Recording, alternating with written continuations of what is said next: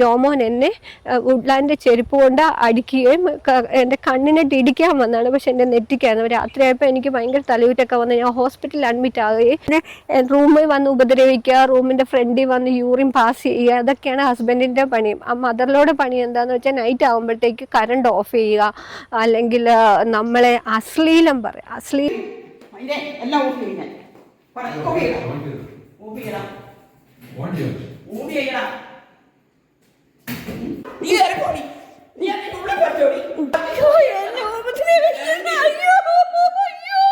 ഷൈനി ആത്മഹത്യ ചെയ്ത അതേ ഏറ്റുമാനൂരിൽ നിന്നും മറ്റൊരു ഗാർഹിക പീഡന വെളിപ്പെടുത്തൽ.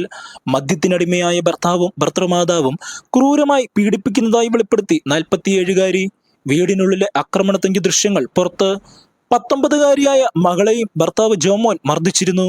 കോടതിയുടെ ഉത്തരവ് പ്രകാരം ഭർത്താവിന്റെ വസതിയിൽ കഴിയുമ്പോൾ ഭർത്തൃമാതാവ് മർദ്ദിക്കുന്ന ദൃശ്യങ്ങളും പുറത്തു വന്നു. ചൂടുകാലത്തും രാത്രിയായാലും വൈദ്യുതി വിച്ഛേദിച്ചാണ് ഉപദ്രവം. ഷൈനി അന്തസ്സുള്ള പെണ്ണാണെന്നും അതേപോലെ ആത്മഹത്യ ചെയ്യാനുമാണ് ഭർത്താവ് ജോമോൻ പറഞ്ഞതെന്നും വീട്ടമ്മ പറയുന്നു. അപ്പൻ ഒരു മനുഷ്യൻ്റെ മുന്നിൽ കൈ നീട്ടാതെയാണ് പട്ടിണി കിടന്നാണ് എന്നെ ഇവിടം വരെ എത്തിച്ചതും ജോമോന് കെട്ടിച്ചു കൊടുത്തതും അവർ ചോദിച്ച തുക കൊടുത്ത് കെട്ടിച്ചു വിട്ടതും. ഞാൻ അധ്വാനിച്ചത് മൊത്തം ജോമോൻ്റെ വീട്ടിലേക്കാണ് ഞാൻ കൊടുത്തത്. എൻ്റെ അപ്പനും അമ്മയ്ക്കും 1 രൂപ ഞാൻ കൊടുത്തിട്ടില്ല. അന്ന് അവരുടെ കഷ്ടപ്പാടാണ് എൻ്റെ വളർച്ച. 2022 ഡിസംബറിൽ എൻ്റെ മക്കളെ ഇറക്കി വിട്ടിരുന്നു. ജോമോനും ജോമോൻ്റെ അമ്മയും കൂടെ ചേർന്ന് ഇറക്കി വിട്ട് എൻ്റെ പപ്പയും അമ്മയാണ് നോക്കിക്കൊണ്ടിരുന്നത്.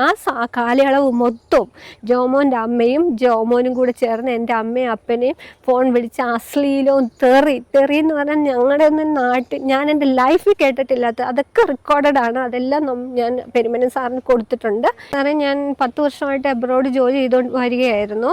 പെട്ടെന്ന് തന്നെ എൻ്റെ ഹസ്ബൻഡിൻ്റെ ഒരു സ്വഭാവത്തിൻ്റെ അടിസ്ഥാനത്തിൽ ഞാൻ തിരിച്ചു വരേണ്ട വന്നു കഴിഞ്ഞിട്ട് ഇവർ എന്നെ മെൻ്റലി ഫിസിക്കലിയും ടോർച്ചർ ചെയ്ത് ഞങ്ങൾക്ക് എൻ്റെ കയ്യിലുണ്ടായിരുന്ന എല്ലാം അപഹരിച്ചെടുത്തതിന് ശേഷം എനിക്ക് ഒരു ഫുഡ് കഴിക്കാൻ പോലും ഉള്ള സാമ്പത്തികമില്ലാത്ത അവസ്ഥയിലേക്ക് എന്നെ എത്തിച്ചു കഴിഞ്ഞു. അവർ വന്ന കാലം തൊട്ട് പറയുന്നുണ്ട്, നീ പോയി ആത്മഹത്യ ചെയ്യടി, അല്ലെങ്കിൽ നീ പോയി ഇറങ്ങിപ്പോടി. എൻ്റെ മകന് ജോമോൻ്റെ അമ്മ പറയുന്നത്, എൻ്റെ മകന് നിന്റെ മക്കളെയും വേണ്ട, പിന്നെ എന്തിനാടി ഇവിടെ കിടക്കുന്നതെന്ന്. അതിൻ്റെയൊക്കെ ക്ലിപ്പ് ഞാൻ അയച്ചു തന്നിട്ടുണ്ട് സാറിന്. അതുപോലെ ഈ ആത്മഹത്യ പല പ്രാവശ്യം അമ്മയും ജോമോനും പറയുന്നുണ്ട്. പിന്നെ ജോമോൻ്റെ അമ്മയും ജോമോനും പ്രത്യേകം പറയുന്ന ഒരു കാര്യം, എനിക്ക് വട്ടാണെന്ന്. കല്യാണം കഴിച്ച അന്ന് കാലം തൊട്ട് എനിക്ക് വട്ടാണ്, ഞാൻ ഭ്രാന്താണ്, എനിക്ക് ഭ്രാന്തിൻ്റെ മെഡിക്കേഷൻ കൊടുക്കണം എന്നൊക്കെ പറയുന്നുണ്ട്. ഇപ്പം ഈ ഷൈനി മരിച്ചതിന് ശേഷം ഇവർ പറയുന്നത് എന്നാണെന്നറിയാമോ? ഷൈനി അന്തസ്സുള്ള പെണ്ണാണ്, കുടുംബത്തിൽ പിറന്ന പെണ്ണാണ്, അവളെ കണ്ടില്ലേ മക്കളെയും കൊണ്ട് പോയിട്ട് ട്രെയിനിൻ്റെ അടിയിൽ പോയി മരിച്ചത്, നിനക്കും അങ്ങനെ ചെയ്തുകൂടെ എന്ന് പറഞ്ഞ് നിരന്തരം ഇതാണ് നമ്മളെ അങ്ങോട്ട് ആത്മഹത്യയിലേക്ക് തള്ളിവിടുവാണ്. അതിൻ്റെ ഇടയ്ക്ക് ഇളയ പെങ്ങൾ ദീപ ജോൺ കഴിഞ്ഞ ദിവസം ജോമോനെ വിളിച്ചിട്ട് പറയുന്നു, നീ അവളെ ഇറക്കി വിട്ടില്ലെങ്കിൽ നീ പോയി ചാകടാന്ന് പറയുന്നു. ഞാൻ അതും റെക്കോർഡ് ചെയ്ത് സാറിന് അയച്ചു കൊടുത്തിട്ടുണ്ട്. ആ സമയത്ത് പെരുമന സാറിൻ്റെ കയ്യിലുണ്ട് എല്ലാ റെക്കോർഡും.